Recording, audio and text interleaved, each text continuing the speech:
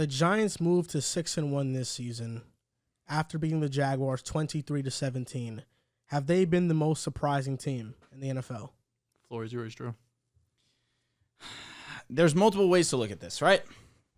You can look at it from the lens of the bad way. The Broncos have been one of the most surprising teams in a negative way. Unfortunately true. Packers, similarly, one of the more disappointing, surprising teams there are.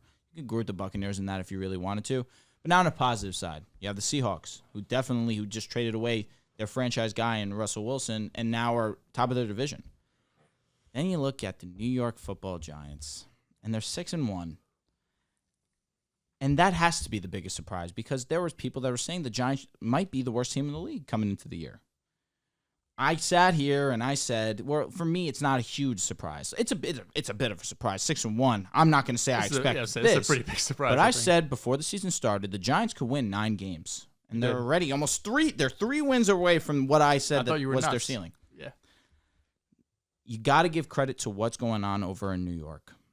Brian Daboll has done an excellent job week in, week out of drawing plays for not only Daniel Jones, but of course Saquon Barkley, who has been the best all-around running back in football, leads the league in scrimmage yards, number 2 in rushing yards. He has been stellar. You got to give credit to the defense, of course. You mentioned it earlier in the show. Great situational defense. On third down, in the red zone, they do a great job. This win was definitely a little too close for comfort for my liking, where Trevor Lawrence was a single yard away from potentially winning this game. And there was situations where the Giants defense was kind of giving this game to the Jaguars. 2 penalties put them in position to have the opportunity to go for the end zone on a play that you can actually draw up. But even still, it really didn't matter because the Giants were able to be resilient, hold on, make a great play at the 1-yard line. But a credit needs to be given. Needs to be given to Daniel Jones. You didn't just have Saquon rush for over 100. Because in the first half, Saquon was kind of mediocre. You understood that Saquon was going to get a bulk of the carries. But then in the second half, in the fourth quarter specifically, the last couple drives, Saquon just took over the game. But there was also another guy in that offense to rush for 100 yards. Daniel Jones. Did you know that Daniel Jones has more rushing yards than Najee Harris? Najee Harris. Daniel Jones threw for over 200 yards as well, 200-yard passing, 100-yard rushing. What more do you need to see from Daniel Jones with this limited supporting cast for you to believe that, you know what, let's throw him a contract for the next couple of years. We got bigger fish to fry. We can't worry about a quarterback right now when Daniel Jones is doing this with such a limited cast. Yes, they've been the biggest surprise because people thought that Daniel Jones was one of the worst quarterbacks in the league. They thought that they had one of the worst defenses in the league. They thought that Saquon Barkley was a bust and that his time of being a top 5 running back was over. You have to look at the Giants and say they're the biggest surprise. They're a surprise. I think what I take issue when you talk about Daniel Jones with is that you want us to give him credit, but like just saying he was good is not enough for you. Like you need us to say he's like this franchise quarterback. Like you want us to be like, say he's a franchise quarterback. Like he wasn't just good, he was amazingly, historically great. If that's how you want to take it, that's up to you. Have I said anything else other than he's been very, very good for the Giants? That it's leading to winning football? That's all I want, because all people said was that Daniel Jones can't do that. You can't win games with Daniel Jones. That's all I've heard. And that's the only reason why it's so heavy on my heart, and I feel like I need to express that, especially to you guys. Who else is going to listen to me? If I don't have you guys, what's going to go on? Daniel Jones needs the respect. That's all I want. I'm not saying for you to call him top 10. I just need him to not be in that bottom 5 conversation anymore. I need him to not be in the, we're looking to replace him conversation anymore. That's all I'm looking for. You've become the face of the Giants. And I appreciate that, and I'm glad that New York has embraced me. I appreciate it. But I'm just trying to tell the story that they've been preaching. I don't think the very select few. I was going to say there's a small group of Giants fans that came into this year believing Daniel Jones. With the Giants, this is the thing with the Giants, is that, for one, every single time they win, I have somebody hit me up on Instagram about it. His name is the real Lamar Suleiman. He's funny. He sends me a voice message. This was after, I think, their first win. Hey, Joel, you said I'll believe it when I see it. You said in your podcast that the Packers were going to sweep the floor of the Giants. That's one of them. He starts off these voice messages hilarious. This is one of them. Well, man, I love you. I love this podcast. But the fact that you're taking away Daniel Jones's props, leading them to win that game. Also, Saquon was there. But the fact that you're taking it away just because you want to make your Jets look better than them is really crazy to me. It's really crazy. This no. Joel!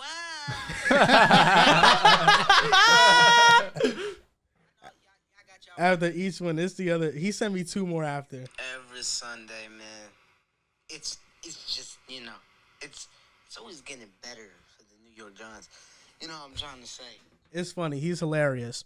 But what I will say about the Giants is that, listen, they're the most surprising team of the season. I can understand why the fan base is excited. They're winning. They haven't won in a long time. It's the same reason why the Jets fan base is excited. Although the Jets fan base is a little bit less exciting because every Jets fan wants to have these internal debates about Zach Wilson and he's not looking good enough and all this other bullshit instead of just appreciating the wins. And I appreciate the wins, but I also understood Elijah Moore's frustrations because I'm frustrated with the passing offense as well. But also, there's a difference in just how they're winning. There's a brand new fantasy app. It's called Boom Fantasy. You got over-unders, player props. You got matchups. This player versus that player. That's personally my favorite and long shots. You can win 40 times your money. And if I'm not mistaken, Joel, NBA is coming soon. Yes, sir. NBA will be in the app in the next 10 days or so. Wow. I believe opening night is October 19th, so we'll have stuff up a few days beforehand. That's going to be fun because we have it every night. You don't have to wait till Monday, Thursday. Did you get your code? The League Pass? I did get my code for League Pass. I got my code too. Yep, that's amazing. That's from 2K, right? Yes. That's tough. Amazing. That's fire. So if you guys haven't already, download the Boom Fantasy app right now. Link is in our description or in the caption wherever you're watching. The Giants are winning in an exciting fashion. Every one of their games have been nail-biting games. Titans win, Panthers win, Packers, Ravens, Jags. They're all nail-biting. It's a skill. Nail-biting victories. Who has led the game-winning drives to win these games? And this is the thing about it. Like, listen, I don't want to take away credit from the Giants because I think they deserve credit. They have won a lot of these close games. Now, with that being said, is that volatile? Does that year-to-year not happen? Yes. Like, year-to-year, teams that win these close games regress. It is what it is. That's just a fact. But when I was watching the Jazz game, I just can't help but say that the Jags missed so many opportunities in this one. No doubt. The Giants, towards the end of the second quarter, Trevor missed a touchdown throw to Marvin Jones. He sailed it. The next play, ETN runs. He's about to get a touchdown, and he fumbles right when he's about to score. It gives the Giants the ball. They go down the field to score a field goal, making it 13-11 at halftime. Then in the third quarter, Daniel Jones throws a blatantly bad interception right to Devin Lloyd, but they call a roughing the passer on a Oluokun when you look at when Daniel Jones let go of the ball and when Oluokun hit him, it was like he hit him right when he let go of the ball. I didn't think it was roughing the pass call, whatever they called it, and although they got to stop on that drive, it was at the goal line, and now the Jaguars were within their own 5-yard line versus being at midfield, which would the Devin Lloyd interception, that's where he put them. So that was a missed opportunity. And then this is just the biggest one of all. It's a fourth quarter. It's 4th and 1. The Jaguars can kick a field goal, go up a touchdown to 17-13. They could go up 20-13. And Doug Peterson goes for it. And they don't get it. And now the Giants go on and score a touchdown. And the Jaguars are trailing. And now it puts them on their heels. Like, the Jaguars they lost 23-17. Had they kicked that field goal, it's 23-20. And now that last drive of the game, there isn't this anxiousness to get a touchdown. There's just this, you just have to get into field goal range. It puts so much less pressure on your team. And that's something I feel like Doug Peterson has regressed at this season. Early in the season, when the points were there, he would take it. He wouldn't be overly aggressive. He'd be aggressive in certain spots. But now he's being aggressive whenever the moment calls for it. Yeah. And it's costed the Jaguars. I'm with you. And listen, the Giants, they've taken advantage of, I think, inept coaching of rosters that have certain limitations that they've been able to overcome. I don't like that. It's true. But I don't like it as you smile as you say it because you know you're looking in my eyes and you understand what you're saying. But it's just, look, like, realistically, a negative connotation. Realistically, the Jaguars, I look at a lot of missed opportunities. The Packers are not a good team. We know that now. They just lost to the Commanders. The Ravens. The Panthers are not a good team early in the season. The Ravens are the win that I look at and I'm very impressed with. There's no doubt. The Titans was an impressive win, but even then, Randy Bullock. How many impressive wins until we have the conversation Randy Bullock missed a field goal to win the game though, versus in the Titans game. Okay, I guess He did. Did he? He did. Yeah, he did. They went for 2. I guess. Did he miss? He did miss. First time expired. Yeah. Facts. You're right. All I'm saying is that the Giants, these have been nail-biting victories, and they have been games that could have gone the other way. Maybe it was the 50-50, Giants won. Right? Maybe if it was these other teams won, maybe they weren't 6-1. Maybe I'd be all right. Right? No, they're winning every single one. Isn't that more of a testament to what the Giants are doing? Split a couple of them. Maybe the Ravens take that game. I think maybe the Titans hit the field goal. Right? The Titans you could look at and think, damn, you know what? Titans probably should have won that one. The Panthers too. Baker Mayfield led a right, drive, maybe. yeah. Right? Look at the Panthers too. Maybe go half. No, you win every single one of them. And the Packers were by a testament lot. to Dable. It's a testament to the Giants. Simple. The Giants are resilient. There's no doubt. But I just Just can't, leave it at that. I can't help but guy always feel got this something is to just say. a fairy tale season, you know. And it's Said the same shit about the Bengals last it's not year. as legit as other teams. Said the I same don't thing think about so. that Giants run against the Patriots. Maybe it's just a fairy tale. Is that what you're expecting this year? Who knows? Their schedule is so weak that realistically they could be 9-1 before the Thanksgiving game versus Cowboys. But the Giants are not beating the Cowboys. They will lose They twice could beat the Cowboys. to the Eagles. There's no doubt. They could beat the Eagles. And honestly, I'm picking against them this week again. I think Seattle beats them. I do. Okay, and you go and get ready for another voicemail. I can't wait for it. I'm really excited for it. Joel. That was not funny. That was not funny. They're my most surprising team. I think Dable's coach of the year. I think Saquon is comeback player of the year. Daniel Jones, MVP. No, I'm just Over fucking Kevin with you.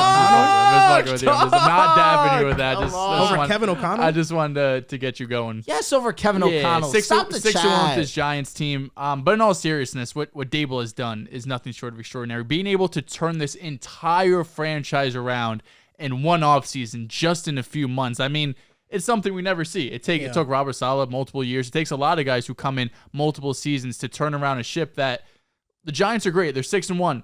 The rosters, it's not that great. You know, like Giants fans, like you said, Joel, you should be excited. I get it, 100%. I would be excited as a Jets fan. I'm excited for my Jets being 5-2. The roster could be upgraded a ton across the board, right? So coming into the season, I know you said, you had a chance at 9 wins. Most of us and outsiders as well was looking at this team as one of the weaker rosters in the NFL, a team that lacked explosiveness on offense outside of Saquon, a team that was relying on some rookies on both sides of the ball. Kayvon's been spectacular so far. Evan Neal seemed like avoid major injury. He's been struggling so far. But really a team with a lot of question marks, and week in and week out, they just find ways to win games. And regardless if it's close or not, and you are right, Joel, because we saw it last year with the Vikings who lost a lot of close games, or winning them this year, being able to win close games is a skill. It's not something that it's just all this luck, right? Luck goes into it to an extent for sure, but being able to win these close games really shows how bought in your team is, how good the coaching is, how week in and week out, how prepared you are, because a lot of things in football, even outside these blowouts, it's called the game in inches for a reason, right? One little thing could go your way, or go against it, and that's what could cause a win or a loss in any given week. Jacksonville, they were up. Jacksonville was up 17-13 after a second half opening drive. It looked like they were in command of this team, of this game. Then Doug Peterson goes for it and keeps the Giants right in this game. And then on the other side of the ball, Daniel Jones goes on a 10-play, 80-yard drive, gets that go-ahead touchdown. They've really been timely on offense. They haven't been consistent on offense, right? None of these games are going out there and scoring 30 points. Daniel Jones is throwing for 300 yards, but they're being timely on both sides of the ball. Daniel Jones is able to put together that 80-yard drive. He did it against Baltimore. He did it against Jacksonville. He's able to put those drives alive to put them in the leads and tie up ball games. And then defensively, yardage-wise, they aren't good. But we've already talked about situationally, again, going back to coaching on those third downs, in the red zone where there's very, very little room for error, so you could get off the field, so you could hold the team to 3 points instead of 7 points. That all comes back to coaching. Being able to really be locked in those key situations.